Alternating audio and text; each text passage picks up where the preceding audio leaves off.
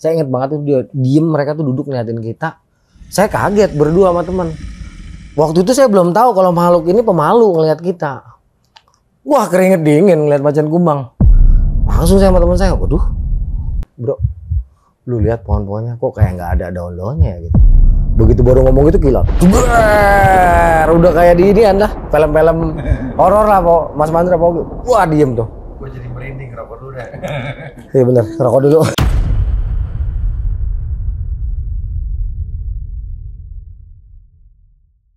Malam ini pasti malam yang ditunggu-tunggu oleh para pemirsa, di mana Bro Arya akan cerita tentang misteri-misteri pendakian gunung yang Bro Arya lalui. Tapi sebelum itu, jangan lupa subscribe, komen, like, and share. Oke, sahabat 7 Rupa Channel, kita langsung mulai aja ceritanya dari Bro Arya. Tapi sebelum itu, jangan lupa sahabat 7 Rupa Channel siapin kopi, teh manis, mau kopi pahit, kopi manis juga boleh, kue-kue kecil untuk dihidangkan sambil menonton 7 Rupa Channel sampai ketiduran. Ya, Siap. Mas Mandra. Tapi sebelum mulai, sahabat 7 Rupa, ini Mas Mandra saya lihat ada gitarnya nih.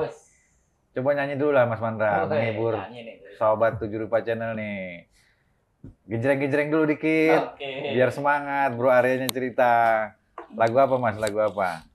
Lagunya apa ya bos ya? Wah, ini tadi dadakan rupanya nih. Apa aja boleh Mas. Oke.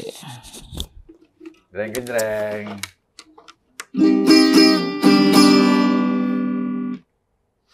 Tak sendiri, tak sendiri. Mantap. Kini aku tak sendiri lagi.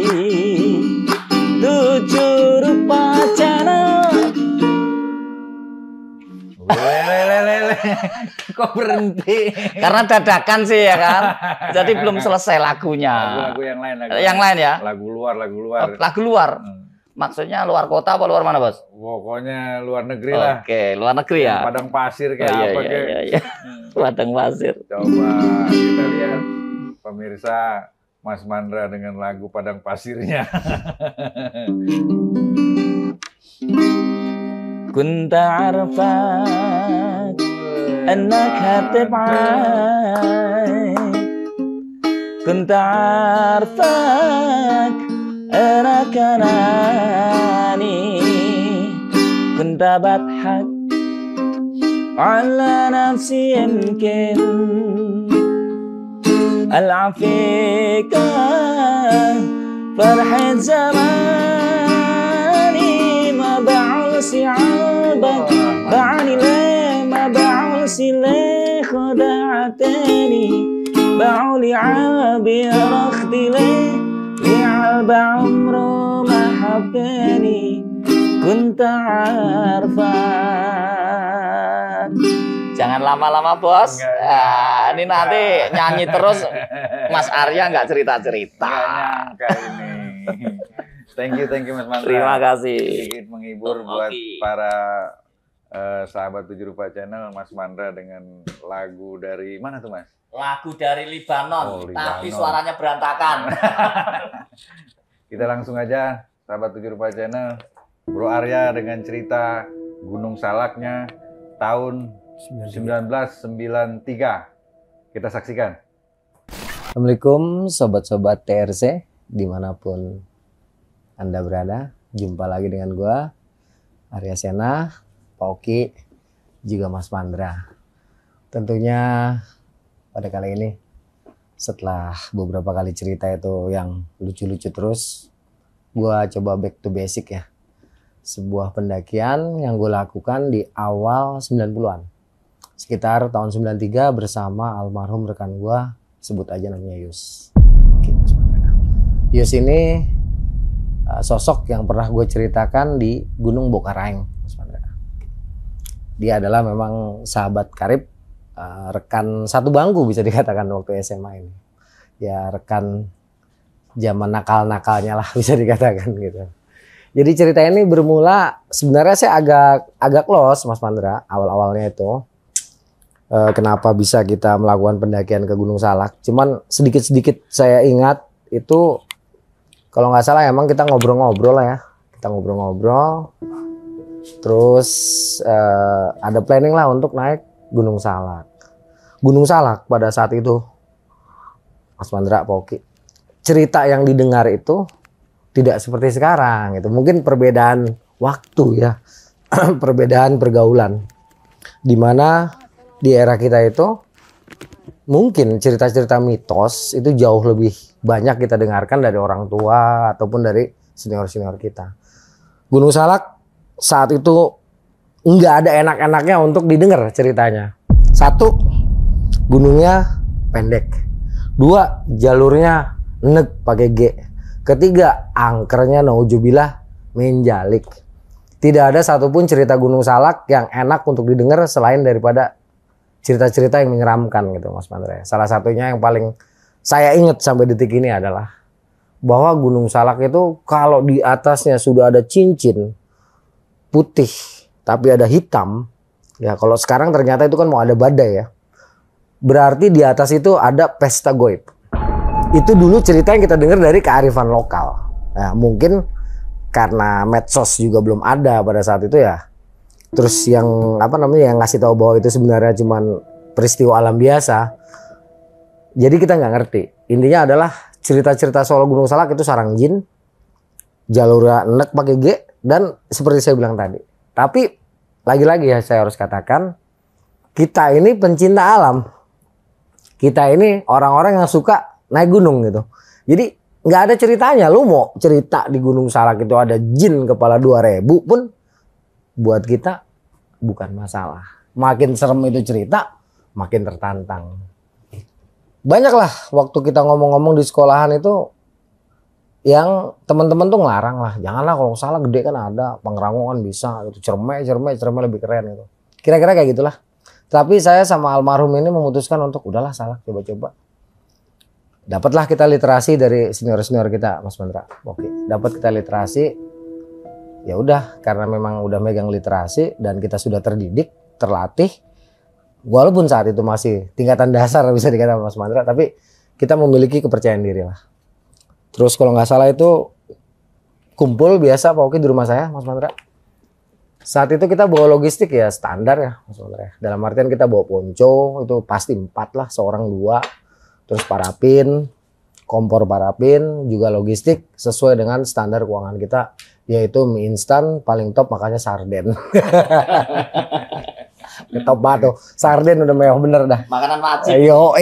Waktu itu sarden kalau nggak salah masih 500 perak kalau nggak salah ya. Udah cukup. Persiapan kita mulai dari peralatan pribadi, peralatan makan, untuk P3K, pokoknya SOP standar lapangan kita udah siap. Biasalah dari rumah saya tuh ke stasiun UP, dari stasiun UP ke stasiun Bogor, terus dari stasiun Bogor kita sambung ke Cibatok.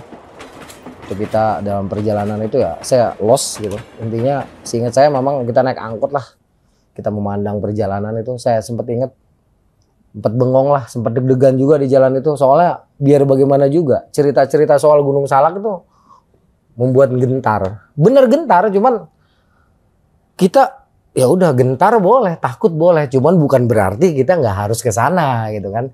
Pantang mundur sebelum kita coba gitu. Berarti lu masih SMA nih? Nah, SMA oke, masih SMA kelas 1 saya.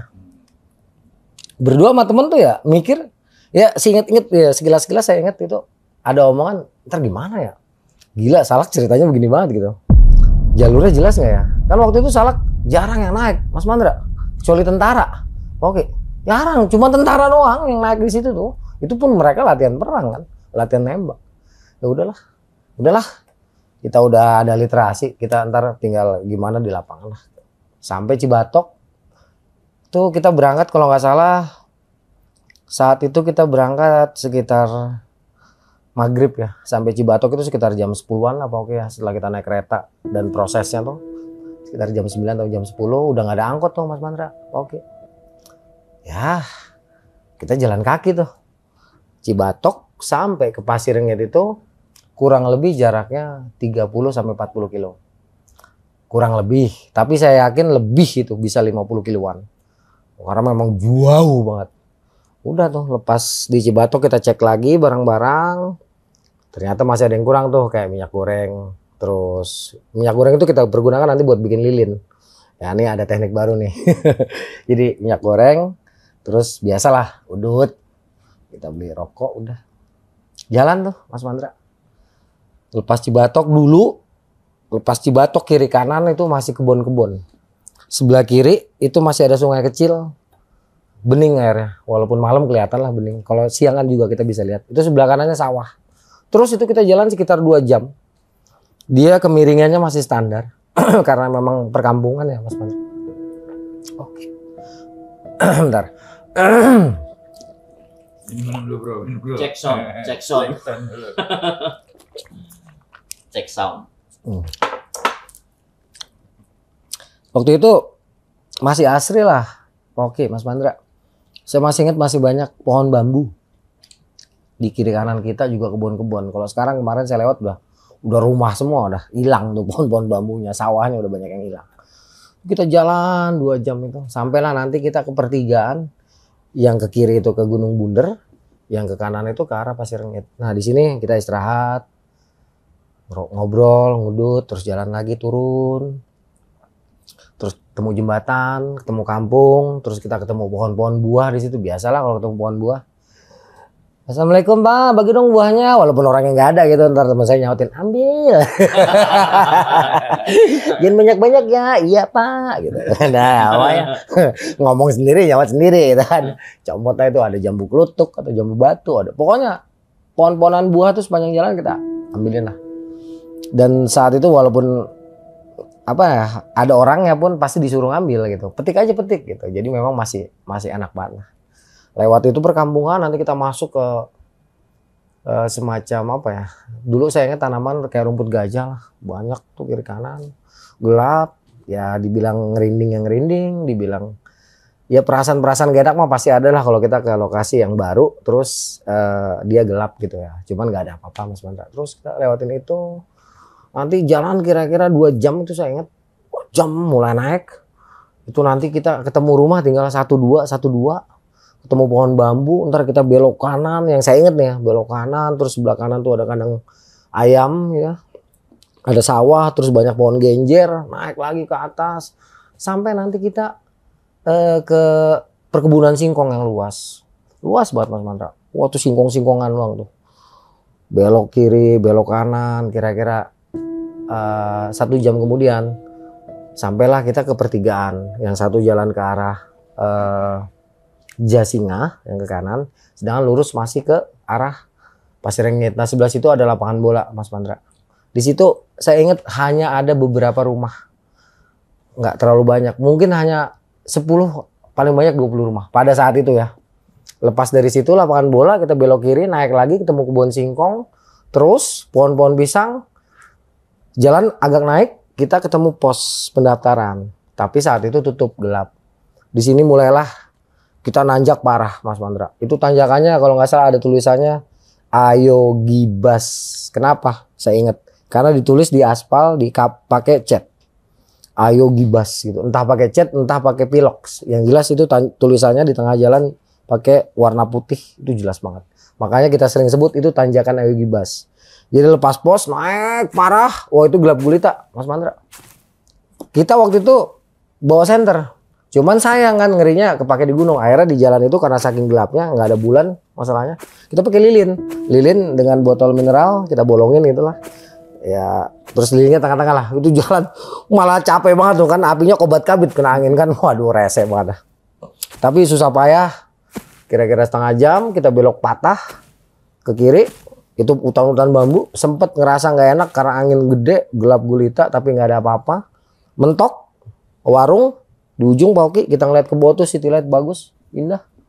Kita istirahat di sini. Entah apa yang kita perbincangkan. Nah, kita belok kanan patah. Itu dulu areal ini adalah kebun cengkeh Mas Mandra. Oke, kalau sekarang katanya udah jadi villa-villa. Itu kebun-kebun cengkeh plus alang-alang lah. Terus kira-kira setengah jam ketemulah kita dengan warung-warung untuk menuju ke Curug Seribu. Nah di situ sebelum sampai Curug Seribu dulu di sebelah kiri ada satu rumah kayu. Kalau sekarang nggak tahu lah, kayaknya udah banyak banget rumah. Nah di yang untuk masuk ke Curug Seribu itu tempat biasa angkot berhenti itu paling ada 1, 2, 3, 4, 5 warung. Terus sebelah kanan itu ada masjid. Terus ada beberapa puluhan lah rumah juga, masih belum begitu banyak lah. Tapi orangnya ada tuh. Ada banyak. Kita sempat istirahat. Terus bablas lagi, lepas dari situ nanti kita jalan agak landai. Sebelah kiri itu ada 2 rumah, sebelah kanan tuh ada 4 rumah. Satu rumah saya ingat ada kolamnya. Kolam ikan, isinya ikan mas gede-gede gaban. Wah gede-gede banget, cakep. Dan itu masih rumahnya rumah-rumah panggung. Dan lepas dari situ udah nggak ada listrik Pak Oki. Jadi listrik hanya sampai ke batas yang tadi mau masuk ke Curug Seribu itu. Udah tuh, landai naik ke atas parah. 15 menit, itu kebun-kebun cengkeh. Ya, kita belok ke kanan, turun. Ketemu jembatan, belok kiri, naik, parah. Itu masih ada 1-2 rumah. Ya, kita belok ke kanan, ke kiri. Itu ada sebelah kanan ada 1 rumah, pohon-pohon cengkeh. Di sebelah kiri juga belokan ada 2 rumah. Pohon coklat, kakawa gitu. Terus pohon cengkeh. Ujung lagi terus mentok sampailah kita ke Pasir Rengit atau warung Mang Koko almarhum. Nah di warung Mang Koko itu kita udah sekitar jam 2 malam Mas Mandra atau jam setengah 3 lah. Waktu itu tutup apa buka saya agak lupa. Jadi kita istirahat di situ nunggu pagi. Ya. Setelah istirahat makan terus kita tiduran. Kalau nggak salah ingat tuh sekitar jam setengah 5 saya udah dibangunin sama teman saya. Nggak bangun bro. Bukan bro ya nyebutnya apa dulu? Bangun lah pokoknya kayak gitu kan, kita bangun siap-siap. Lu ngehe lu baru tidur sebentar capek nih gua. Ntar aja tidurnya di kawah gitu kan. Kita lewat jalur Pasir Rengit nih Pak Oki, Mas Mandra. Nah udah akhirnya ngantuk-ngantuk capek tapi ya waktu itu fisik kita masih wah gila baru umur 16 tahun wah masih ya udah bangun karena memang kita berdua aja kan cek semua perlengkapan kita, parafin siap, kompor siap, ponco ada, minyak tanah udah ada, minyak goreng udah ada. Pokoknya logistik udah siap semua, rokok terutama nggak ketinggalan ya udah. Lepas Pasir Rengit, naik sedikit, itu jalannya langsung belah bukit gini Pak Oke, belah punggungan ya. Kalau sekarang kan dibikin melipir lah gitu ya Mas Mandra. Kalau dulu langsung belah itu licinnya menuju belah menjalik, licin banget. Naik ke atas sampai ke hutan pinusnya, di atas di punggungan hutan pinus kita belok ke kanan Mas Mandra. Belok ke kanan itu jalannya becek banget, pakai G, pakai C, pakai B, becek, wah pokoknya kandang lintah. ini tempat kandang lintah nih. Nanti naik ketemu pohon kirai, oke kita turun ketemu kali itu pohon kirai semua. Nah lewat pohon kirai langsung naik ke atas parah Mas Mandra, sekitar setengah jam. Itu hutan lebat udah. Nah di sini matahari udah agak terang. Sempat kita foto-foto, ada beberapa fotonya ya, mungkin ada 2 atau 3 frame yang selamat nanti bisa diambil. Terus kita melangkah Pak Oki. Lepas dari pohon itu nanti kita ketemu pohon kirai lagi, daerah yang banyak pohon kirainya, terus ada sungai kecil. Saya sempat istirahat di sini. Ada saya ngobrol-ngobrol sama teman saya, intinya tuh ada keraguan lah Mas Mandra ya, Pak Oki ya. Kira-kira waktu itu yang saya ingat-ingat ya. Yakin nih Puncak Salak gitu, Kawah Ratu aja deh gitu. Malu loh, kita udah ngomong mau ke Puncak Salak gitu kan. Gengsi lah, baru megang Slayer Mas Mandra, baru dapat Slayer kita. Baru dapat shawl pencinta alam. Ya udahlah gimana ntar. Nggak bisa, kata teman saya, nggak bisa, pokoknya kita harus puncak. Ya kira-kira kayak gini lah percakapannya. Udah lewat pohon kirai nyebrang kali, terus naik, kita ketemu hutan heterogen lagi. Kira-kira 40 menit, kita ketemu satu medan datar, itu sungai. Sungai kecil Mas Mandra, oke. Semacam rawa-rawa lah, kita lewatin rawa-rawa itu sekitar 10 menit. Belok kanan, ketemu pohon kirai lagi, nyebrang kali kecil. Naik sekitar 10 atau 20 menit kita ketemu sama kali besar. Nah di kali besar ini kita istirahat. Masak mie instan, juga antara kopi sama teh manis lah. Entah apa. Ada orang lain? Nggak ada, kita berdua doang. Berdua doang pada waktu itu. Udah masak selesai, makan. Jangan di sini lah nanggung, kira-kira kayak gitu ya. Gimana di kawah aja, itu udah jam berapa ya? Sekitar jam 7 atau jam 8 lah Mas Mandra. Udah, ya udah di kawah aja lah kita istirahat. Gelar ini gelar ponco gitu. Naik, lepas dari kali kecil, kita belok kiri, hutan-hutan kirai. 10 menit kita ketemu kawah mati pertama. Jalan di kawah mati pertama tuh kira-kira 5 menit, nanti kita ketemuin memorial anak SMA yang meninggal 92 atau 93 gitu, saya lupa. Karena kita naiknya akhir 93 ya. Jadi itu in memorial baru banget kayaknya tuh. Lewat itu kita naik ke atas. Itu kawah mati pertama Mas Mandra. Terus kita turun, ngelewatin hutan-hutan perdu gitu. Ketemu kawah mati kedua, turun lagi. Kira-kira 15 menit sampailah kita ke Kawah Ratu. Ini Kawah Ratu indah banget. Saat itu kita belum mengerti kalau areal ini areal yang menyimpan potensi untuk mengancam jiwa kita tuh luar biasa. Tetapi syukur alhamdulillah kita nggak pernah kenapa-napa di sana gitu. Begitu sampai areal Kawah Ratu pinggiran sekitar jam 9 lah kurang lebih. Niatnya istirahat sebentar. Kita langsung mau nyebrangin kawah ke arah jalur Puncak Salak. Udah gelar ini Mas Mandra, gelar ponco kan, tiduran. Bah. Itu perasaan sebentar tidur Mas Mandra. Begitu melek jam 2. Jam 9. Iya, dari sekitar jam 9 begitu melek. Buset. Jam berapa nih? Jam berapa? Saya punya jam tangan dulu Casio, ingat banget. Set, setengah 3. Set, setengah 3. Setengah 3 bro, gitu lah. Taruh kata, jangan sebut namanya. Oh iya setengah 3. Gimana nih? Terusin nggak? Terusin deh kata teman saya gitu kan. Itu posisi udah mendung ini Mas Mandra. Poki udah mulai mendung. Dia, cuman kita waktu itu kan masih otaknya sedikit ya. Jadi otaknya tuh masih di dengkul dikit. Di bawah dengkul dikit, di atas dengkul dikit gitu. Otaknya masih dikit dong, masih udah sikat aja. Begitu mau bergerak, hujan misalnya. Akhirnya kita buka bivak tuh. Kita mundur dulu, nggak lanjut naik Mas Mandra. Kita mundur dulu, buka bivak. Kita tungguin setengah jam. Wah anjir, aku berhenti gitu kan. Udah jalan-jalan gitu. Akhirnya udahlah, pakai, orang namanya juga ponco tentara. Bisa kita bikin bivak ya, bisa kita pakai kan. Udah pakai satu lagi ponco kita, ponco TNI itu.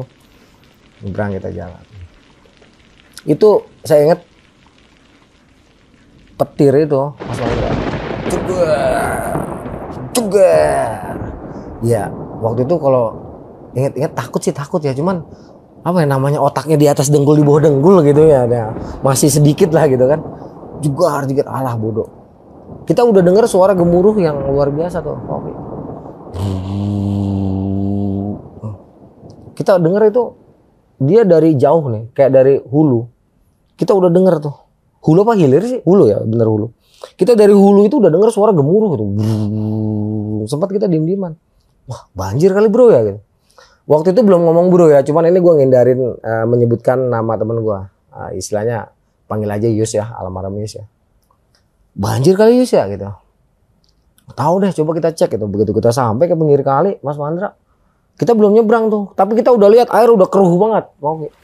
Nggak lama, wah kayu segede-gede gaban, wah lewat, brung, debit air meningkat dengan tajam. Cuman dasaran otak sedikit, kita ngelihat itu di sela-sela banjir yang airnya pekat, terus kekuatan arus itu luar biasa. Oke. Masih punya mikir gini loh, kita lompat dari batu ke batu, karena kita lihat ada batu itu kali lebarnya sekitar 5 meter Pak Oki. Kita lihat ada batu tuh beberapa muncul sedikit-sedikit gitu, kita lihatin, wah tuh batu. Ini otak bener-bener gak ada Mas Mandra. Wah batu, kita masih bisa lompat tuh bro, coba kita hitung gitu kan. Kita deketin tuh sampai ke tepian air, kita lihat, wah bisa nih kita lompat ke sini. Udah, cuman begitu kita lagi mikir-mikir kayak gitu Mas Mandra, ada kayu gede banget. Itu sampai nutupin arus gitu loh. Istilah mentok di batu, akhirnya arusnya naik ke atas kan. Bingung kita. Nah ini mau ngapain nih udah kayak gini. Mundur gimana sih, orang udah nekat gitu kan.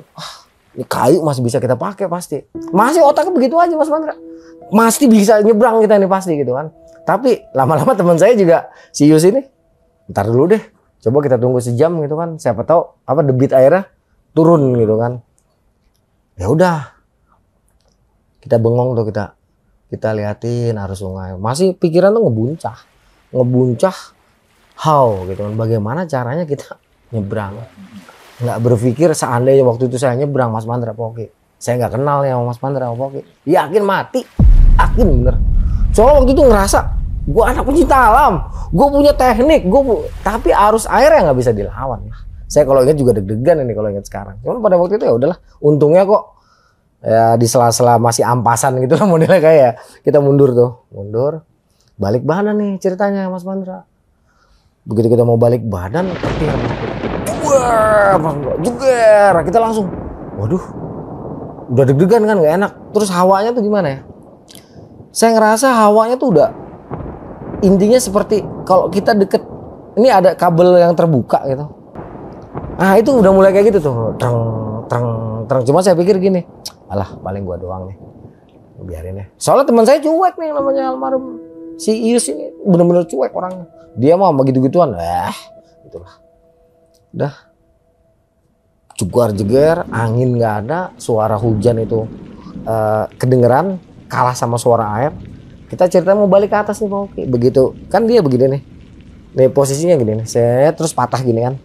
Nah kan di sini kita nggak tahu nih ada apa. Kita naik nih ke atas, kutuk, begitu sampai sini mundur kita Mas Mandra. Karena apa? Di depan saya tuh ada macan kumbang, oke, Mas Mandra. Macan kumbang 2. Itu macan kumbang duduk diem ngeliatin kita. Hitam kalau macan kumbang. Hitam full. Iya dia macan kumbang. Tapi kalau dideketin jelas dia tetap ada lurik-luriknya gitu kayak macan tutul. Tapi harus dari deket banget. Kalau dari jauh enggak. Saya ingat banget tuh dia diem, mereka tuh duduk ngeliatin kita. Saya kaget berdua sama teman. Waktu itu saya belum tahu kalau makhluk ini pemalu ngeliat kita. Wah keringet dingin ngeliat macan kumbang. Langsung saya sama teman saya, waduh, repa-repe, cabut belati. Tapi kok apa ya? Ini sesuatu yang kalau saya pikir-pikir gitu.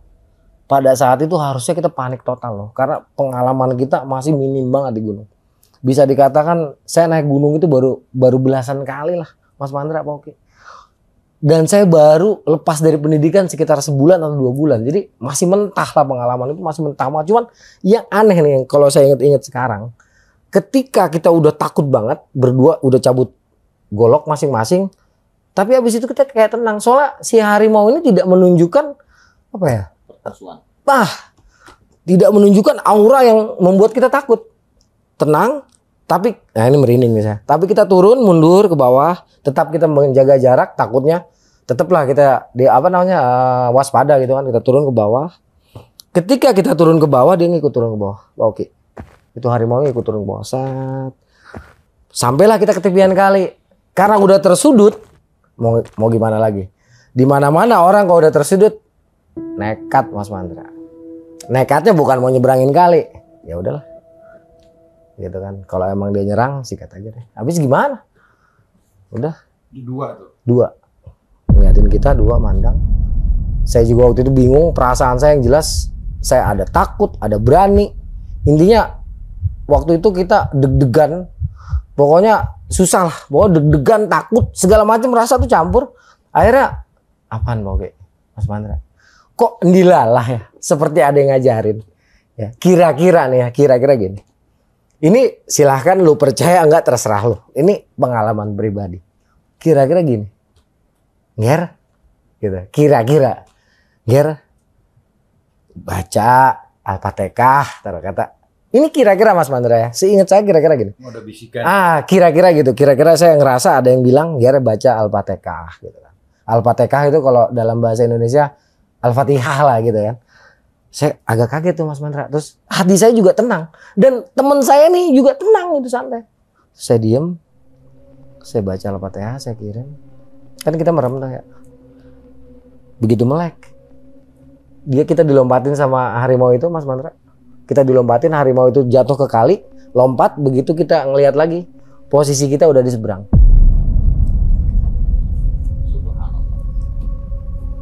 Udah di seberang.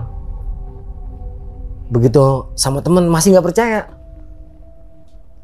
lu ampasan kagak gitu kan. Akhirnya ya mohon maaf nih ya teman-teman, ini nggak boleh dicontoh ya, ini jangan dicontoh lah, ini mohon maaf harus diceritakan ini soalnya memang itu seperti itu kan. Lu ampasan kagak gitu kan, lu kali gitu kan. Lu kali, ntar dulu kita ada di sisi kali sebelah mana nih gitu kan. Lah kita kan datang dari Pasirengit gitu Mas Mandra. Oke. Nah itu Pasirengit, ini kali, kita di sini. Mabok kali lu, kata teman saya, masih belum banget teman saya. Saya kepak, lu yang bener lu lihat. Ini kira-kira percakapannya seperti ini. Kalau sama percis, Nggak mungkin Pak Oki. Ini kira-kira waktu itu saya ingat banyak percakapan antara kita ngerasa itu masih mabuk, nggak percaya. Pokoknya intinya kita tuh bingung dah. Akhirnya teman saya juga enggak kan. Iya, kok kita udah ada di sini. Terus gimana cara lompatnya tadi? Nggak tahu. Pokoknya cuman begitu kita dilompatin macan, kita lihat macan itu nyentuh kali, terus dia ada di seberang, kita tahu udah ada di seberang. Jadi ditanya gimana cara pindahnya kita nggak tahu, Mas Mandra. Pokoknya nggak tahu, beneran nggak tahu kita. Setelah di situ berdebat agak panjang, duduk kita, wah ini Ariel kok kayaknya nggak enak ya, yuk kita naik ke atas gitu Mas Mandra. Kita naik itu ke atas tuh ke arah jalur yang Cidahu, kita duduk di batu situ kan, rokok. Walaupun hujan, tetap aja bisa kita pakai ponco lah, ponco kita giniin, kita tutup, jadi kita sambil ketutupan ponco ngerokok lah. Sambil tutupan ponco ngerokok, nanar lah kita ngeliatin itu sungai, suaranya aja kayak begitu, wah pokoknya ngeri banget sampai bengong ya kita. Dalamnya berapa bro kalau? Cetek, Pinggang. nggak nyampe Pak Oki, paling cuma segini. Cuman karena waktu itu hujan besar, terus debit airnya tinggi, itu kalau yang berbahaya arusnya Pak Oki. Udah pasti keseret soalnya kan kondisi kontur di Kawaratu itu sungainya dia miring. Jadi udah pasti arusnya tuh gila gitu, pasti ya. Udah licin, udah pasti tontonan itu kekuatan arusnya udah pasti tontonan, nggak mungkin sekedar kilo-kiloan. Pasti lewat, pasti mati. Lagi bengong-bengong kayak gitu, selesai ngerokok, pas kita ngeliatin ke arah ini Pak Oki, ke arah hutan kan. Saya baru nih sama teman saya gentar hati gitu kan. Saya bilang, bro, dulu belum ada bro ya, ini biar enak aja lah. Bro, lu lihat pohon-pohonnya kok kayak nggak ada daun-daunnya ya gitu. Begitu baru ngomong itu kilat. Udah kayak di ini anda film-film horor lah Pak Mas Mandra Pak Oki. Wah diem tuh. Gue jadi merinding, ngerokok dulu deh. Iya bener, rokok dulu. Akhirnya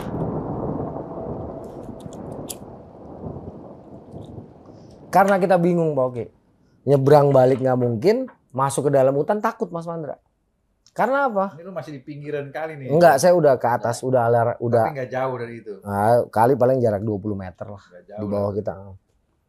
Kita lihat ke arah kali kayak gitu, kita lihat ke arah hutan. Ini hutan kok kayak bukan hutan gitu kan. Soalnya yang saya lihat nih, yang di mata saya, bukan ini entah mata kasar, entah mata halus. Yang jelas yang ada di ingatan gitu Mas Mandra ya Pak Oki ya. Yang ada di ingatan, itu saya lihat pohon-pohonnya kayak nggak ada daunnya semua. Tapi lebat. Batang-batangnya lebat gitu. Saya bilang nih pohon pada kemana daunnya gitu kan. Deg-degan banget. Teman saya juga diem aja di.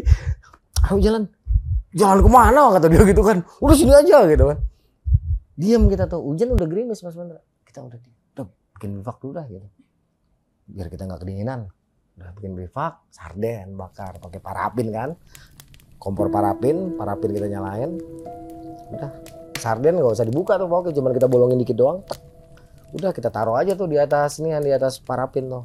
Kira-kira dia udah jebluk-jebluk gitu keluar apa nah dari lubang yang kecilnya itu baru kita buka, langsung kita makan nih. Sambil ngerokok. Terus baru teman saya tanya, bro, itu pohon nggak ada daunnya semua ya? Lagi-lagi ribut lagi di sini. Oke Mas Mandra, oh mabuk lu masih gitu kan? Itu pohon lebat banget. Jenis pohon apa tuh?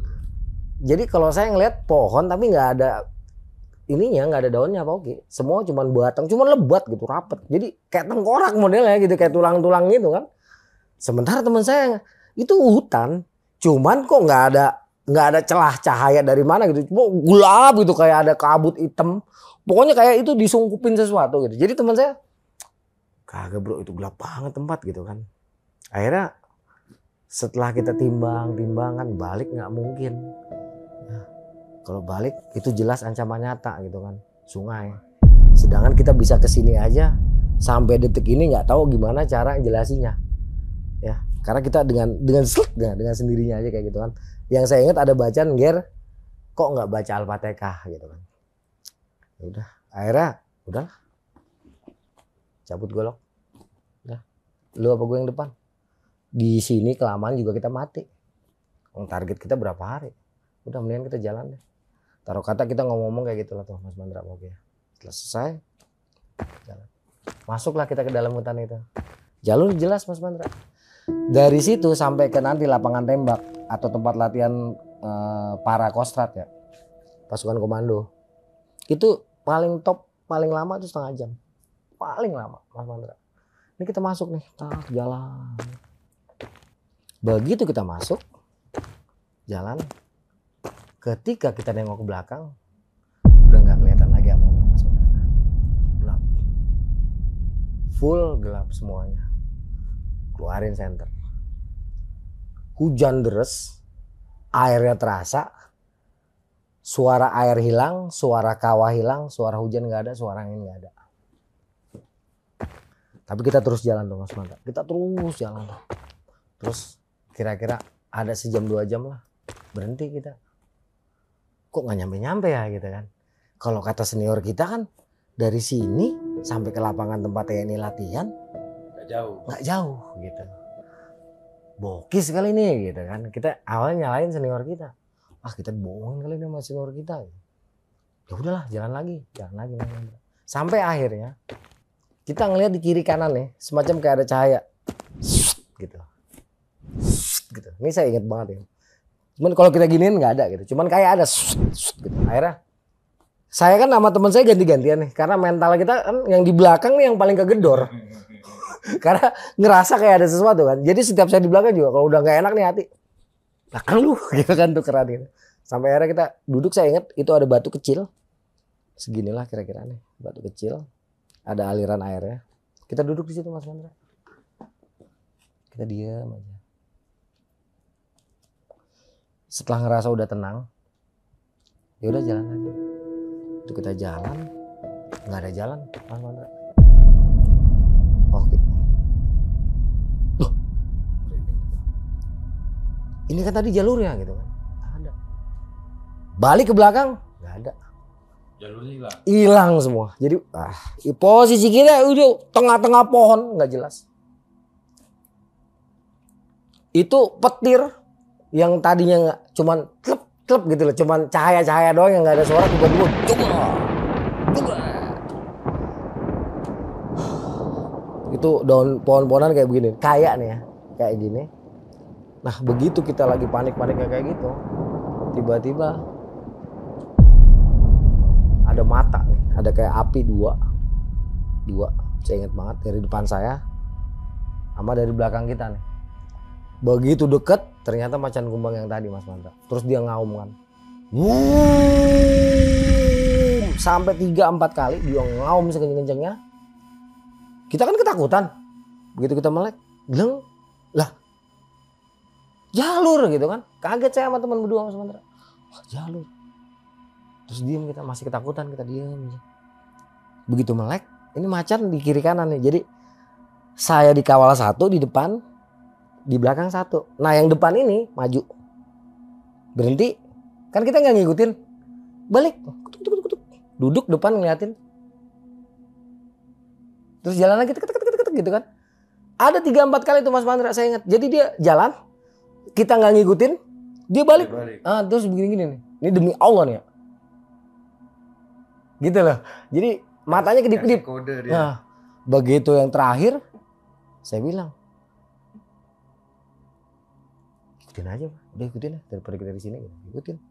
Kutuk-kutuk jalan 15 menit sampai ke lapangan yang tempat TNI lagi latihan. Di situ udah ada satu tenda Mas Mandra. Kita langsung, lah, cepet amat udah sampai sini gitu kan. Itu di situ bintangnya jelas, langit cerah, nggak ada bekas hujan. Saya karena habis ngalamin kejadian yang dahsyat teman-teman saya, nggak mau pusing, bikin bivak langsung. Parafin ada berapa? Banyak parafin, udah masak dulu deh. Jadi bivak biasa alasnya tuh kita kasih rumput-rumput, udah agak tebal baru kita alasin pakai ponco kita kan, pakai ponco, udah pakai baju hangat kita ganti baju, emang kita basah kan soalnya, kita ganti baju, pakai baju yang hangat, pakai training, pakai celana sekolah, pakai sweater, udah. Besoknya kita tanya sama sebelah. Itu malam tidur lah Mas Mandra. Berusaha untuk tidur lah ya. Kita nyalain setelah kita makan nih. Makan mie instan, biasa mie instan sama apa namanya, sarden gitu kan. Selesai kita ngopi, rokok, udah tidur lah. Dalam tidur itu kalau nggak salah inget-inget, mimpi lah saya sama teman saya hampir sama ceritanya, bahwa kita mimpi kita didatangin sama harimau, tapi harimaunya bukan harimau hitam aja Mas Mandra, ada yang putih, ada yang belang, ada yang tutul, ada yang loreng. Nah itu berjumlah sekitar 7 lah, sekitar 7 mereka ada di sekitar kita tuh. Itu perasaan nih dalam mimpi bolak-baliknya deket kita gitu, ada yang gitu apa kayak kucing lah gitu. Posisi kita tapi lagi nggak tidur Mas Mandra. Posisi kita waktu mimpi itu kayak lagi melek. Singkat kata setelah malam kayak gitu kan kita mimpi kayak gitu ya. Ini yang saya ingat ya cuman segitu. Jadi harimau itu banyak, mereka tuh manja dan saya tuh posisinya kayak ada di apa ya? Hutan gitu Mas Mandra. Tapi hutannya tuh hutan yang tertata kayak rumputnya dibabatin gitu loh. Hutan tapi bawahnya itu rumputnya rapi gitu loh. Kayak taman gitu, tapi hutan lebat gitu. Pohon-pohonnya hutan. Perasaan tuh lagi ngimpi ya. Karena emang nyenyak banget itu tidur. Pagi-pagi sekitar 5:30 dengarlah kita suara-suara orang ngobrol kan. Gitu bangun. Wah, orang berarti gitu. Udah ntar aja kita tanya deh gitu kan. Udah kita ngobrol-ngobrol, biasalah masak mie instan lagi. Waktu itu mental udah down Mas Mandra Pauki. Istilah pagi-pagi itu kita ngobrol, lanjut gak? Ah gila semalam udah kayak begini gitu kan. Ntar aja kapan-kapan deh gitu. Tapi yang tenda itu bener orang? Orang. Nah, jadi kita ngobrol-ngobrol dulu lanjut apa enggak, akhirnya kita berdua sepakat. Anjir baru sampai sini aja udah kayak gini, gimana ke puncak Salak gitu. Kita ngumpulin mental dulu deh gitu. Ya udah jadi nggak jadi deh, udah biarin deh, malu-malu deh sama senior gitu kan. Udah selesai ngobrol-ngobrol samperin. Itu kalau nggak salah anak Bekasi anak Cengkareng gitu. Ngobrol tanya, bang semalam sini hujan nggak? Hujan bang tapi sebentar gitu. Terus dengar suara halilintar nggak bang berkali-kali? Nggak ada gede apa nggak ada geledek bang katanya, nggak ada geluduk katanya. Geluduk kagak ada geluduk. Kita ngomong geledek tuh geluduk gitu, ada geluduk nggak bang? Nggak ada katanya. Nggak ada bang, cerah langit kata dia gitu kan. Hujan deras nggak? Hujan sebentar bang, nggak lama lah paling 15 menit atau 20 menit gitu. Deg-degan dong. Lah itu kali sampai banjir gitu. Ini gimana ceritanya kali sampai banjir gitu kan? Masa di sini kagak hujan? Lah kagak jauh Mas Mandra setengah jam. Ini Gunung Salak kalau hujan rata gitu kan. Udah diem tuh, makin deg-degan kita. Udah selesai ngomong balik ke tenda. Tuh kan di sini kagak hujan gitu. Makin ciut waktu itu kita nyali. Udahlah. Terus udah balik aja udah pasti nggak beres nih gitu. Udah packing lah kita bongkar tuh bivak kita. Pamit sama mereka sambil memastikan, bang serius bang di sini nggak hujan. Hujan bang cuman nggak lama. Serius bang nggak kedengeran suara geluduk? Kagak bang. Suara macan ngom. Apalagi macan bang, lu mah jangan nakut-nakutin lo gitu kan katanya. Berapa orang? Antara 5 sampai 7 lah pokoknya kira-kira banyakan lah. Saya sama teman makin menggeret kan, tuh kan bener kagak ada suara apa-apa kan. Udah balik deh. Udah akhirnya kita, karena waktu itu kita belum tahu jalan yang ke Cidahu, nanya-nanya lah. Bang nih yang ke Cidahu lewat mana? Oh gini nih bang, nanti abang ketemu pertigaan tuh, ketemu kali kecil. Turun nanti ke kiri ke puncak Salak, ikutin pagar kawat. Nah abang ambil yang ke kanan. Turun aja, nah itu nanti sampai ke Cidahu gitu. Cidahu, Japanaspa gitu. Oh ya udah bang, makasih. Udah jalan kita tuh turun, enak, jalannya becek tuh Mas Mandra. Air, bener kita ketemu pertigaan, ketemu kali turun, tek. Di sini ada jalur yang ke Salak tuh, ngikutin pagar kawat. Jadi dulu Gunung Salak itu di pagar kawat sama Japanaspa. Saya nggak tahu lah, ini orang sesakti apa bisa magar gunung nih. Separuh gunung di pagar Mas. Udah sempet tuh jalur Salak tuh, sempet kita berhenti nih Mas Mandra tuh jalur Salak tuh. Iya ya, naik kan nih, nggak usah deh turun gitu ya saya bilang kan, turun aja. Per udah Mas Mandra. Sepanjang di situ tuh akhirnya kita belok ke kanan, sempet berhenti. Itu kan kemarin bro, belum tentu sekarang. Saya sempet diem, terus saya ngomong gini sama si almarhum, udahlah kagak kemana-mana dia. Besok kalau kita masih hidup kan kita bisa balik lagi. Tapi kalau kita lewat hari ini petunjuk ini petunjuk udah banyak nih, bukan masalah gua ampasan. Iya gua giting kemarin, iya gua giting gua giting boat gitu iya. Cuman ini gua udah sadar, udah bukan ampasan. Gua kemarin nokipnya hari Kamis, udah sadar. Ntar aja lah. Udah akhirnya sepanjang perjalanan turun tuh kita entahlah saya lupa ngobrol-ngobrol apa Mas Mandra. Pokoknya intinya kita ngobrol-ngobrol masalah yang yang kita ini sampai detik ini sayang almarhum udah nggak ada ya. Saat itu kita berpikir kok bisa ya? Apa bener yang kita lihat itu kali banjir? Soalnya kan ceritanya nggak hujan Mas Mantra, nggak ada petir. Apa bener yang kita lihat itu kali banjir atau cuman penglihatan kita doang? Gitu kan? Udah sepanjang jalan kita ngobrol-ngobrol itu jalannya becek, bukan becek lagi, becek, wah parah, turun pacet semua tuh. Terus sampai di Japan Aspa kita cuci-cuci itu di jembatan. Terus ngobrol-ngobrol dari sini ke jalan raya berapa jauh? Ternyata nggak jauh beda, sekitar 40 kiloan. Aduh. Ya udah terus turun kita. Selesai cuci-cuci, naik, turun ketemu warung. Uang masih ada kita makan-makan lah. Udahlah logistik biarin aja buat minggu depan gitu. Selesai jajan di warung, sampailah kita ke dulu helipad namanya, sekarang udah nggak ada. Oke Mas Mandra. Ada helipad tempat TNI pendaratan helikopter gitu. Di helipad kita lagi istirahat ngeliatin pemandangan, angkot datang, oke Mas Mandra, cuma 500 perak. Saya bilang, oh jadilah kalau gope mah kirain 1.000. Kalau 1.000 sayang, ngerokok sebungkus gope. Duit waktu itu kalau nggak salah kita ada sekitar 10.000 lah berdua tuh. Jadi sekitar 12 ribuan, saya bawa 7.000, teman saya sekitar 7.000. Antara 14.000, 15.000 lah. Aman, saat itu aman banget pokoknya. Udah cuman gope ini.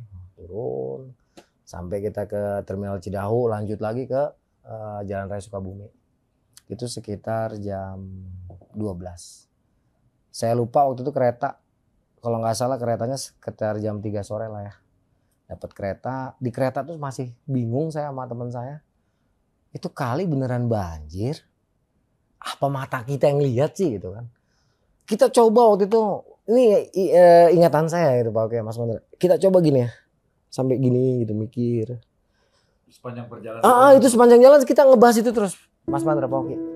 Lu lihat kan kali itu gede, saya tanya. Memastikan gitu, lu lihat kan kali itu gede, batu ketutup semua, terus kita nekat mau nyebrang nggak bisa, pokoknya air itu sampai iya kata dia gitu. Kok kita bisa nyebrang gimana caranya gitu? Temen saya juga tahu gitu kan.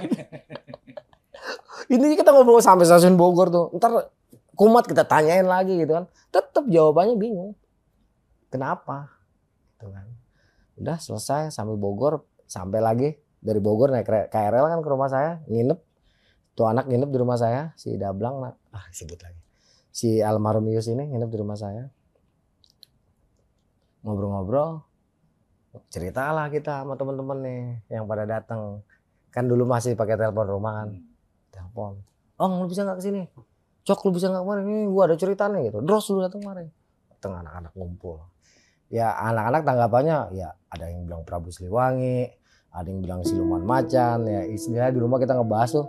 Sampai kira-kira lama lah ya, semalaman itu kita bahas. Tapi saya terus terang sampai detik ini saya nggak tahu. Apakah itu saya udah masuk dalam dimensi pandangan yang berbeda. Mungkin aja sungainya mungkin kecil, terus kita seberangin kita nggak sadar. Atau memang konteksnya seperti yang saya ceritakan. Saya sampai detik ini tidak mengerti. Karena betul-betul pada saat itu kita nggak tahu lagi mana yang gaib, mana yang nyata situasinya, karena semuanya terlihat dengan mata telanjang. Sedangkan setahu saya hal gaib itu hanya bisa dilihat dengan mata hati. Jadi itulah kisah saya Pak Oki, Mas Mandra, selama di Gunung Salak di sekitaran Desember akhir tahun 93 bersama almarhum sahabat saya Yus yang saya ceritakan di Gunung Bokarai. Cerita yang begitu menegangkan dan sangat misterius kejadian Bro Arya Sena pada saat pendakian Gunung Salak tahun 93 ini. Untuk lebih lengkapnya saya akan mau nanya, saya gali literasi lagi yang lebih dalam. Bro, langsung gue tanya nih bro, saat lu naik berarti lu nggak masuk pintu pendaftaran lagi karena udah malam ya? Lewat, tutup ya? Cuman nggak ada penjaganya. Penjaganya nggak ada tutup tuh. Oke, nah gue mau tanya yang lu di kali itu bro. Kan lu bilang hujan. Iya. Itu flashlight lu basah, ponco lu basah. Basah. Terus lu sempet buka bivak gak sih? Lupa gue tuh. Di sebelahnya nanti buka bivak. Oh, setelah nyebrang ya? Enggak, sebelum nyebrang pun kita buka bivak kan. Itu basah? Basah. Baju kan kita ganti baju basah, Pak Oki. Basah? Basah kuyup. Berarti hujannya nyata dong, bro? Nah, iya, itu dia hujannya. Yang lu cerita, sampai pulang pun lu bingung gitu kan. Kata yang tenda di tempat latihan militer itu, kan ada tenda, lu tanya sama peserta, pendaki juga yang dalam tenda itu kan, hujan bang, tapi dikit, nggak ada suara petir, nggak ada yang aneh-aneh, nggak ada, biasa aja gitu kan. Kalau lu kan sampai kali itu banjir, berarti kan hujannya bener-bener deras gitu. Lu rasain hujan deras? Deras, Pak Oki. Mendung gelap. Jadi gelapnya tuh kayak mendung. Pak Oki pasti pernah lihat lah, Mas Mandra juga. Yang gelap. Selayaknya hujan deras lah. Gitu. Pokoknya gelap gitu lah. Yang jadi siang-siang aja kayak udah maghrib. Modelnya kayak gitu. Terus suara sungai, air sungai itu bener-bener deras. Lu rasain gitu? Getaran airnya aja terasa, Pak Oki. Sampai kayu-kayu pun ikut ke bawah. Ke bawah. Terasa itu real semua. Entah itu saya udah masuk dalam dimensi yang mana gitu. Pokoknya intinya karena keanehannya makanya saya jarang berani cerita ini gitu kan. Karena saya sendiri gitu kan. Kok bisa gitu di sini nggak hujan, di sini banjir deras dan kita basah kuyup gitu kan. Makanya kadang-kadang saya berpikir logika saya gitu nggak nyampe, Mas Mandra. Soalnya terasa itu getaran airnya terasa, airnya kelihatan gimana sih, lumpur coklat yang biasa air gunung jernih, kayu-kayu, suaranya, getarannya lah terasa, getaran air itu kan terasa. Terasa bener-bener sampai ke hati lah, bisa dikatakan dung dung dung dung dung, suara air kan dung dung dung dung dung buak buak buak buak, itu terasa. Akhirnya kita nggak berani nyebrang, tapi dasaran waktu itu mikirnya gini loh, kok kayaknya masih bisa nyebrang gitu, masih bisa nyebrang gitu. Tapi alhamdulillah ya pada saat itu kita memutuskan istirahat dulu. Terus ketemu harimau tadi, ya itu keanehan yang saya sampai sekarang, apa iya kita udah begitu keluar Kawaratu kita udah masuk dimensi itu tuh, saya nggak tahu saya Boki. Kayak masuk ke alam gaib gitu ya, kan, tapi nggak jelas. Ya. Kan kita nggak sadar masuk tempat kayak gitu. Nah, lu ketemu macan kumbang ya namanya, macan kumbang itu. Lu gede dia bro? Gede Boki, sepinggang. Dua ekor. Tapi dia nggak menunjukkan rasa permusuhan atau geram gitu ngeliat lu nggak? Intinya saat pertama lu bertatapan sama dia. Betul, intinya itu auranya bukan aura saya tuh mangsanya dia gitu. Tapi sepertinya saya tuh keluarga lah atau mungkin orang yang harus dijaga. Intinya yang saya rasa sekarang ya. Jadi saya tuh tidak bergetar ketakutan ngelihat si hewan tadi dua itu. Jadi seperti melihat ya saya takut tapi kita nggak sampai yang gimana gitu, pikiran kita nggak kemana-mana gitu, dalam artian getarannya tuh jelasinnya ya, pokoknya getar cuman kita nggak takut lah gitu intinya gitu, santai aja, takut tapi gimana lah, susah jelasinnya gitu. Nah yang gua heran lagi pas lo baca Al-Fatihah ada bisikan, seakan-akan ada bisikan baca Al-Fatihah gitu kan, begitu lo baca lu melihat seperti macan kumbang itu melompati lu berdua, terus lu dari seberang, tanpa lu menyeberangi sungai itu. Iya. Itu lu kaget? Iya kaget banget, nanar kita kan bingung Boki. Jadi sempet kan saya nanya, itu kan jalur Pasir Rengit. Nah, masih nggak percaya kalau kita udah di seberangnya gitu kan. Nah, kita kan di situ gitu. Iya. Masih enggak lah, kita masih di situ gitu. Kita masih maksudnya kita tuh masih di lokasi yang tadi gitu. Tetap itu sampai akhirnya tenangin diri, lihat. Iya, kita udah di seberang gitu. Nah, karena saya berdua nih dulu sama-sama nakal, akhirnya salah-salahnya tuh. Dalam artian emang dari tadi kali kita di sini gitu kan. Pokoknya intinya masih kayak orang bingung lah gitu. Iya. Emang kayak orang bingung, pokoknya. Sampai detik ini juga saya kayak orang bingung. Kok bisa? Jadi nggak masuk di akal itu. Nggak ada. Karena lu sama sekali nggak menyentuh air itu, tiba-tiba tidak menyentuh air, tiba-tiba udah ada di seberang. Saya sempat bertanya-tanya, apakah Mas Arya kan kondisi itu masih muda lah, belasan tahun, 16 tahun lah ya, sama rekannya Mas Ius lah ya. Itu apakah sebelumnya itu nggak pernah dengarkan bagaimana atau orang-orang tua situ gitu kan? Kalau ke sana itu ada cerita-cerita mitos dan lain sebagainya, nggak pernah dengar? Dengar, makanya tahu bahwa di situ tuh istilahnya istananya Prabu Siliwangi lah, terus tempat jin, ilu-ilu, Banaspati berkumpul. Ada beberapa pantangan terutama kalau di atas itu ada topinya warna hitam. Jadi kita sering dengar, tapi seperti saya bilang tadi, kita cuek aja gitu-gituan lah. Bodoh amat gitu Mas. Kita nggak terlalu pikirin. Ada dalam pikiran kita tapi tidak kita, kalau kita udah di lapangan kita berusaha buang gitu yang kayak gitu-gitu. Sering denger. Dan Gunung Salak yang kita denger cuma itu doang kan. Nggak ada cerita yang lain-lain selain macan, terus tempatnya jin berkumpul atau pasukan Prabu Siliwangi, segala macam lah yang kita dengar cuma itu tok dulu Gunung Salak. Nggak kayak sekarang yang sepertinya mau dihilang-hilangkan supaya apa? Pengunjung banyak gitu kan. Kalau dulu boro-boro. Gitu. Terus lagi Mas Arya, itu kan tahun 93. Setelah 93 itu pernah tidak mengunjungi Gunung Salak di tempat itu lagi dan mendapatkan sesuatu hal yang berbeda? Pernah nggak? Saya kedua kalinya itu 94. Karena kan itu akhir 93 ya Mas Mandra. 94 itu saya menemukan kujang sama batu. Jadi batunya bolong. Ada batu itu semacam batu akik bolong sama kujang. Nancep di atas batu. Yaitu yang kedua kalinya saya naik Gunung Salak saya dapat itu. Itu Mas Mandra. Iya, jadi kujang kecil dari entah Kuningan Sari entah emas. Dia nancep di batu modelnya kayak gini nih. Dia batu pancawarna modelnya tapi bolong. Nah, kujang itu dia masuk ke bolongan batu akik, tembus ke batu di dasarnya. Itu teman saya waktu itu naik berlima, 4 orang nggak ada yang bisa nyabut, tapi giliran saya cuma saya. Itu langsung kecabut sama saya. Subhanallah. Itu yang macan kan lo udah nyebrang kali nih.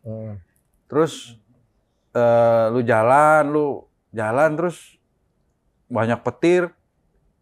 Suasananya gelap sekali. Bahkan jalanannya hilang. Jalurnya hilang gitu kan. Iya. Terus lu ketemu macan lagi matanya merah. Terus dia seakan-akan ingin mengajak lu ikuti saya gitu kan. Dengan dia maju, lu nggak ngikutin dia balik lagi. Iya. Maju, lu nggak ngikutin dia balik lagi. Sampai akhirnya, wah kayaknya gua harus ngikutin dia. Nah itu lu tanya nggak sama pendaki yang lu akhirnya ketemu di tempat latihan militer itu? Saya kan nanya dengar suara harimau nggak kan? Soalnya sebelum saya ngikutin langkahnya harimau ini, kan saya dengar suara auman. Ini harimau apa macan sih? Macan kumbang. Macan kumbang. Okay. Sebelum saya ngikutin langkah macan kumbang ini kan kita ketutup nggak bisa kemana-mana Pak. Setelah mereka ngaum antara 3 sampai 4 kali kan baru kebuka tuh. Dan suaranya kan menggelegar Pak. Ketika saya tanya dengar suara harimau nggak, suara macan nggak, suara macan tutul. Ya auman suara macan tutul mungkin cuman gitulah. Beda sama auman macan kan dia. Maksud saya denger nggak sih suara gitu. Pokoknya kayak kucing ini gitu. Denger nggak sih? Enggak. Soalnya setahu saya auman dia nggak terlalu besar tapi bukan ngaum sih saya salah tuh. Dia jadi kayak seperti gitu. Suaranya gimana sih macan kumbang? Dia beda sama macan sama harimau tuh beda. Jadi kayak macam kayak itu denger tapi saya ingat itu kencang suaranya. Saya tanya denger suara macan enggak ada. Gitu. Jangan kan suara macan, hujan geluduk aja mereka nggak ada yang denger kok. Iya. Berarti pohon-pohon nggak ada daunnya pun. Itu yang jadi pertanyaan saya. Soalnya kan saya bolak-balik Gunung Salak nggak ada tuh pohonan yang nggak ada daunnya. Semua pohonnya berdaun. Terus lu pulangnya, kan akhirnya lu nggak jadi mutusin terus tuh. Lu baliknya nggak lewat situ lagi? Enggak kan saya lintas. Oh iya lintas yang itu. Dari Pasir Ringit turun ke Cidahu lewat Japanaspa tadi. Nah begitu kita mulai sering ke Kawaratu, bolak-balik bisa dikatakan setiap minggu saya ke Kawaratu, saya nggak ketemu lagi tuh. Jalur itu? Bukan, pohonan yang bentuknya kagak ada daunnya itu gitu. Cuman ya saya nggak peduli waktu itu, oke, bodo amat. Karena kan kita pendaki gunung gitu. Ya bonus aja buat kita. Gitu. Ya. Ini jujur dari tadi gue dengerin cerita bro nih, serem. Gue pun nggak bisa berkata apa-apa nih bro. Karena gue dengernya juga udah merinding, udah serem, udah sangat misterius lah, mistis juga. Ya saya ngalamin juga bingung. Ini apa gitu kan? Aduh, sebenarnya saya baru cerita di satu channel sama ini. Jadi, karena saya saking bingungnya gitu. Ini, ya itu karena keadaan saya kan. Jadi masih bertanya-tanya gitu loh. Tapi saya sama teman saya itu merasakan hal yang sama gitu. Sayangnya beliau udah nggak ada gitu. Almarhum Yus itu ya? Almarhum Yus. Oke pemirsa, ini satu cerita dari Bro Arya di saat beliau masih sangat muda dan beliau pendakian juga belum banyak. Jadi pengalaman beliau juga pada saat pendakian belum banyak, hanya kekuatan mental aja andalan beliau. Tapi ini jadi satu literasi yang sangat berharga buat beliau dan almarhum temannya saat itu. Terima kasih yang sudah menonton sampai habis, dan jangan lupa tetap subscribe, like, komen, share video ini, dan lanjutkan menonton untuk next video kami. Ayo kawan-kawan pecinta alam, berkumpul bersama di titik persiapan, buka isiran sebagai perlengkapan, jangan lupa bawa cukup persediaan. Bulatkan tekad, kuatkan fisik mental untuk melintasi medan licin dan terjal. Ingat teori latihan jadikan bekal, harus berhasil pantang untuk gagal. Jajaki bukit, turuni lembah, panjat sedikit, badan terasa lelah. Baiklah kawanku, mari kita lakukan, tiada gunung tinggi untuk pecinta alam. Ingin cerita pendakian Mas Arya Sena? Tonton videonya di 7 Rupa Channel. Oke.